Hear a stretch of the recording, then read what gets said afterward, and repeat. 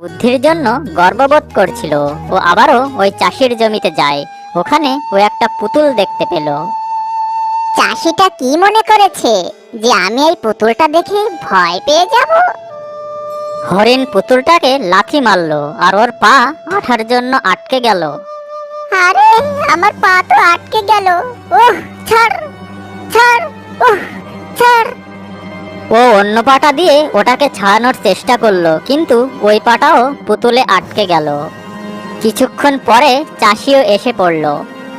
এবার কোথায় পালাবে তুমি? শেষ পর্যন্ত আমার ফাঁদে ধরাই পড়লে। চাষি ওই হরিণটাকে পুতুলের আঠা থেকে মুক্ত করে নিজের কাঁধে করে নিয়ে এসে একটা খাঁচায় বন্দি করে রাখলো। উহ, আমার চালাকি দেখছি আমারই বিপদ ডেকে আনলো।